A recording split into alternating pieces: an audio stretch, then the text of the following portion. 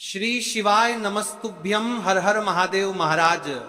विशेषकर मेरी माता बहन है, आप सभी लोग जानते हो कि ये श्राद्ध पक्ष चल रहा है और ये जो 15 सितंबर सोमवार के दिन इस पवित्र भाद्रपद महीने की नवमी तिथि पड़ रही है, यानी कि श्राद्ध पक्ष की नवमी तिथि। अभी पितृपक्ष चल रहा है, तो इसमें जो भी तिथि है सारी विशेष तिथियां हैं, जैसे कि श्राद्ध की नवमी तिथि। और दोस्तों, शिव महापुराण की कथा में बताया गया है कि सोमवार की अष्टमी या नवमी तिथि का बड़ा महत्व होता है, जैसे कि सोमवार की नवमी 15 सितंबर। देखिए, आप सभी को पता है कि अभी श्राद्ध पक्ष चल रहा है, यानी कि पितृपक्ष। और इस श्राद्ध में यदि हम कोई सा भी उपाय करते हैं तो स्वयं हमें हमारे पितरों का आशीर्वाद प्राप्त होता है। उसी प्रकार से महाराज जी 15 सितंबर सोमवार श्राद्ध नवमी के दिन ये तुलसी की लकड़ी का दीपक, एक चुटकी हल्दी और 11 वाले उपाय को अवश्य करें। और आप सभी को पता है, यदि कोई सा उपाय है तो वह केवल और केवल तुलसी लकड़ी का हल्दी दीपक 11 चावल वाला उपाय। आपको इस उपाय को किस समय करना है? प्रदोष काल के समय या फिर सुबह के समय? यह संपूर्ण बातें हम आगे करेंगे।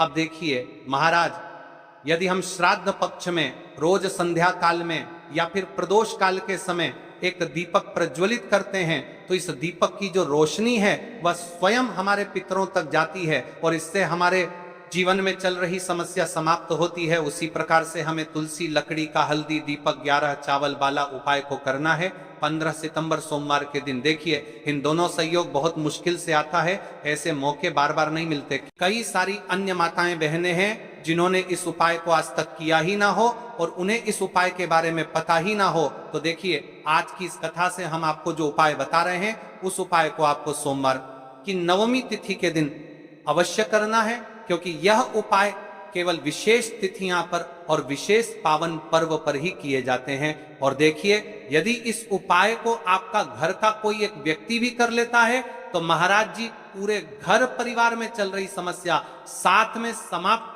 होती है।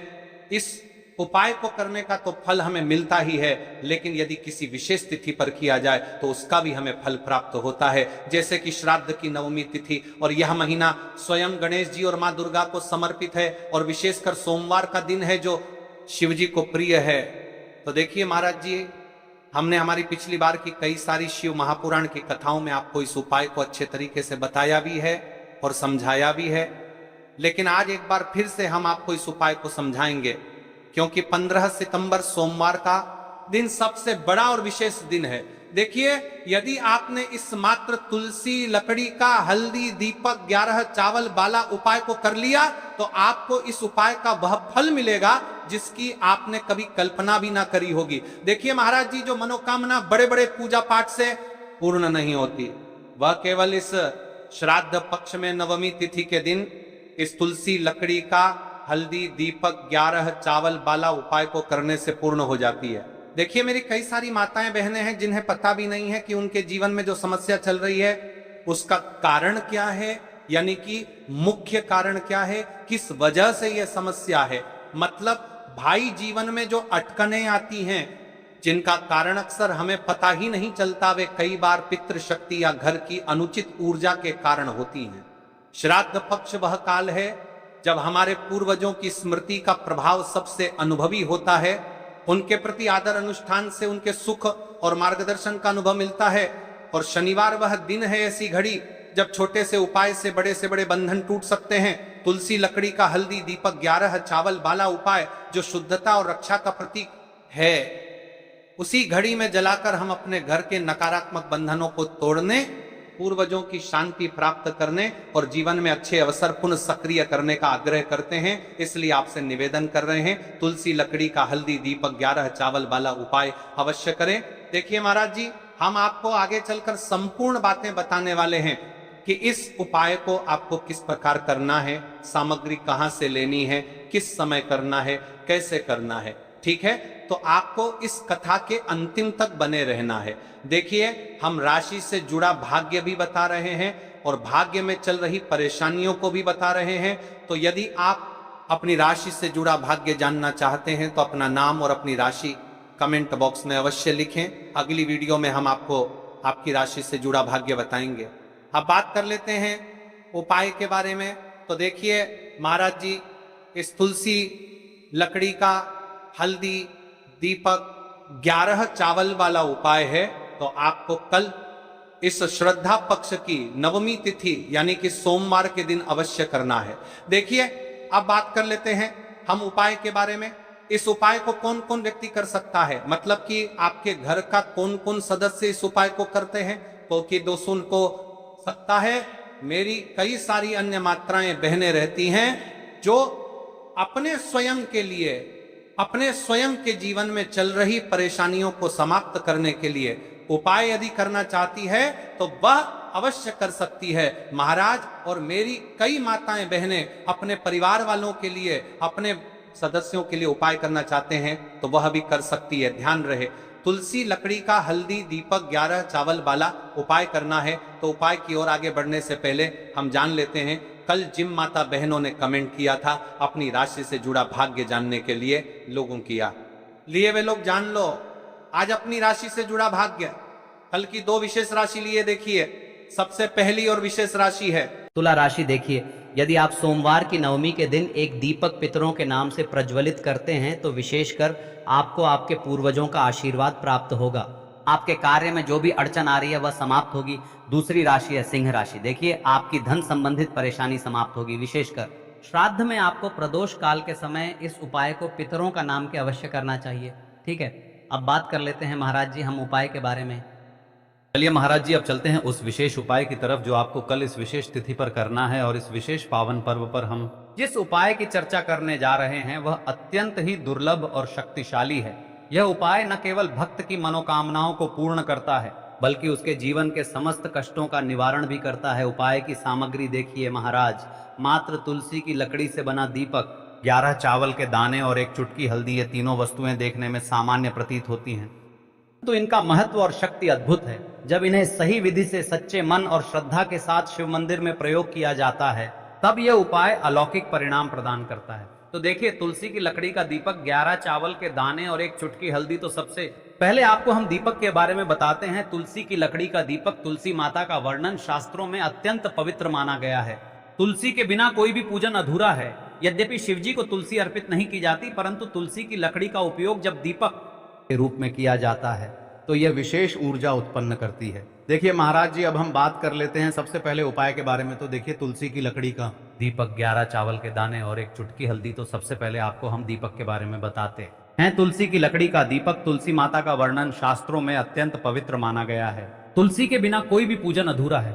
यद्यपि शिवजी को तुलसी अर्पित नहीं की जाती परंतु तुलसी की लकड़ी का उपयोग जब दीपक के रूप में किया जाता है तो यह विशेष ऊर्जा उत्पन्न करती है। दीपक भक्त की मनोकामना पूरी करने में सहायक होता है। अब देखिए महाराज जी, 11 चावल के दाने का महत्व जानिए। चावल शुद्धता और समर्पण का प्रतीक है।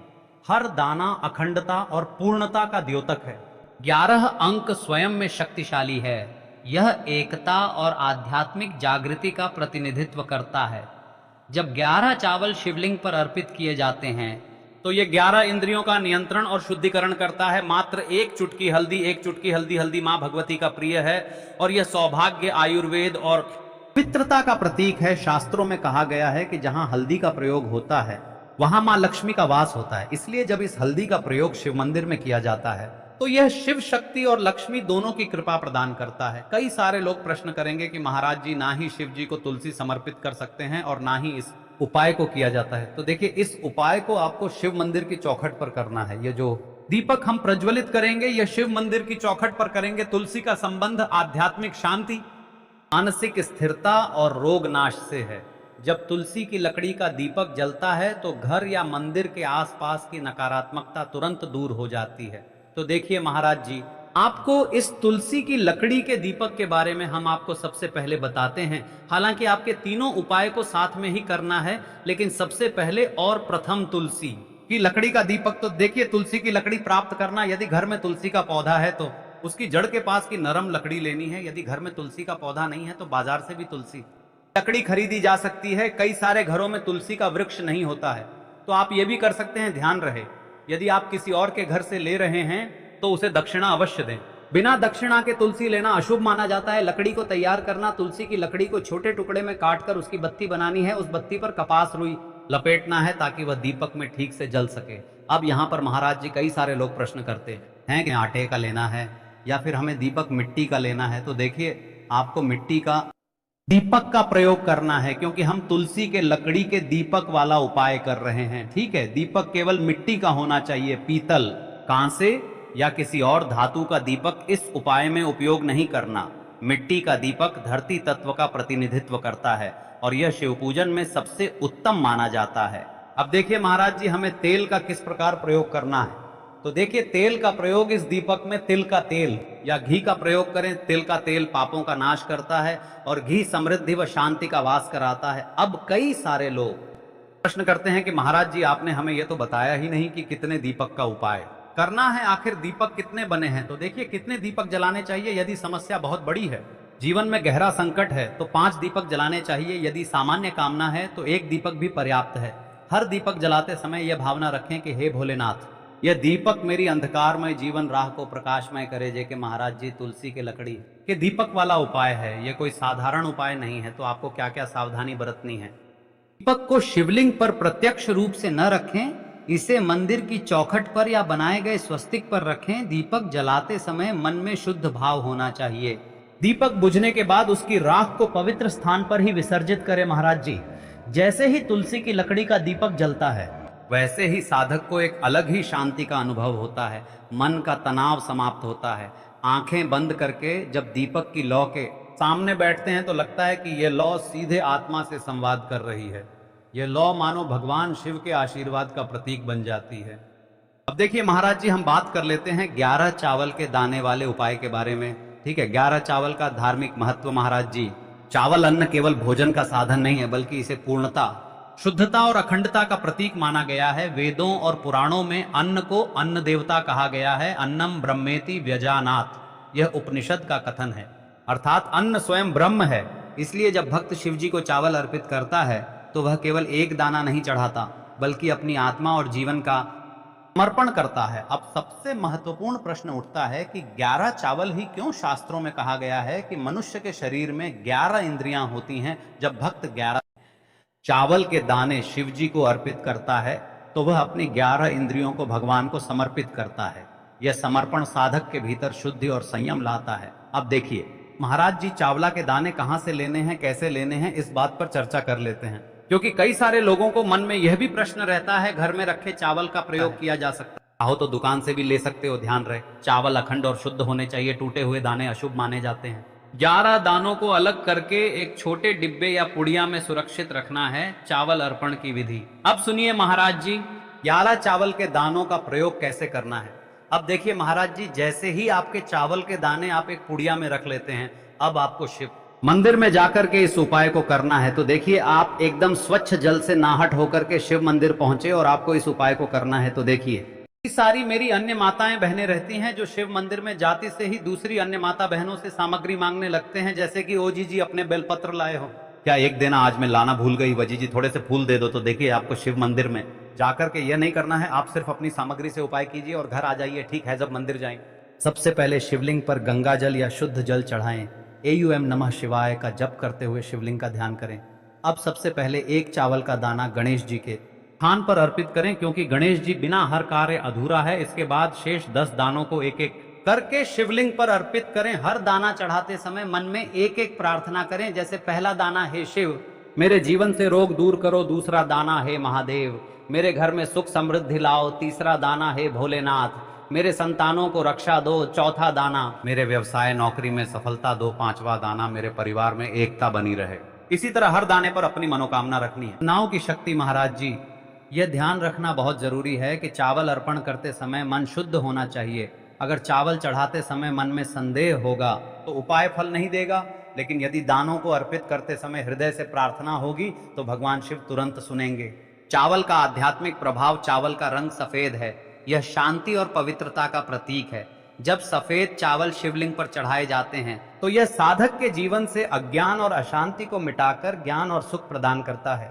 11 दाने सामूहिक रूप से पूर्णता का भाव लाते हैं। प्रत्येक दाना चढ़ाते समय यह मंत्र बोल सकते हैं, ओम त्र्यंबकम यजामहे सुगंधिम पुष्टिवर्धनम उर्वारुकमिव बंधनान मृत्योर्मुक्षीय मामृतात, या केवल ओम नमः शिवाय का जाप भी पर्याप्त है। उपाय करते समय अनुभव, जब भक्त एक एक चावल का दाना अर्पित करता है तो वह अनुभव करता है कि उसका हर बोझ, हर कष्ट शिवजी को सौंप रहा है। हर दाना एक प्रतीक है दुख का बोझ हटाने का और सुख का द्वार खोलने का। अब देखिए महाराज जी, हम बात कर लेते हैं, एक चुटकी है हल्दी के बारे में, यानी एक चुटकी हल्दी के उपाय को सर्वरोग नाशिनी कहा जाता है। यह शरीर की प्रतिरोधक क्षमता बढ़ाती है, मन को शुद्ध और शांत करती है और रोग शोक को दूर करती है।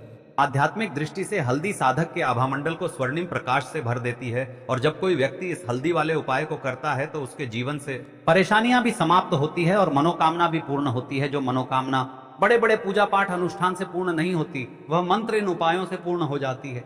क्यों केवल एक चुटकी हल्दी? अब प्रश्न उठता है, केवल एक चुटकी ही क्यों? एक चुटकी का अर्थ है संकल्प और विश्वास। उपाय में परिमाण नहीं बल्कि भावना देखी जाती है। छोटी सी मात्रा में भी हल्दी अपार शक्ति प्रदान करती है यदि उसे श्रद्धा से अर्पित किया जाए। उपाय का श्रेष्ठ समय, शास्त्रों में प्रत्येक उपाय का समय विशेष महत्व रखता है।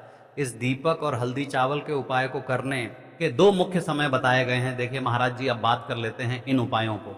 आपको एक साथ में करना है, और हाँ, इन उपायों को आपको किस समय करना है? सुबह के समय करना है, प्रदोष काल के समय करना है, या फिर आप हमसे ही प्रश्न करना चाहते हैं कि महाराज की सबसे उत्तम समय कौन सा है? तो देखिए, सबसे पहले हम बात कर लेते हैं सुबह के समय के बारे में। सूर्योदय से पहले का समय, जिसे ब्रह्म मुहूर्त कहते हैं, सबसे उत्तम माना जाता है। इस समय वातावरण शांत होता है, नकारात्मक ऊर्जा न्यूनतम होती है और साधक की एकाग्रता सर्वोच्च रहती है। सुबह शिव मंदिर में जाकर उपाय करने से दिन भर शुभता बनी रहती है। अब देखिए महाराज जी, हम बात कर लेते हैं प्रदोष काल के समय की। तो देखिए, जो प्रदोष काल का समय है, सूर्यास्त के समय और उसके बाद का लगभग 2.5 घंटे का समय प्रदोष कहलाता है। यह समय विशेष रूप से शिव जी को प्रिय है। प्रदोष काल में दीपक अर्पण करने से जीवन के सभी पाप और बाधाएं दूर होती हैं, शिव जी को प्रसन्न करने के लिए। प्रदोष व्रत का उल्लेख भी पुराणों में है, इसलिए भक्त चाहे सुबह करें या संध्या प्रदोष काल में, दोनों ही समय यह उपाय अत्यंत प्रभावकारी होता है। उपाय करते समय सावधानियां, शुद्धता का ध्यान रखें। मंदिर जाते समय मन और तन की शुद्धि बनाएं। स्नान करके ही उपाय करें। सकारात्मक भाव रखें। उपाय करते समय मन में कोई नकारात्मक विचार या संदेह न लाएं। दीपक न बुझने दें।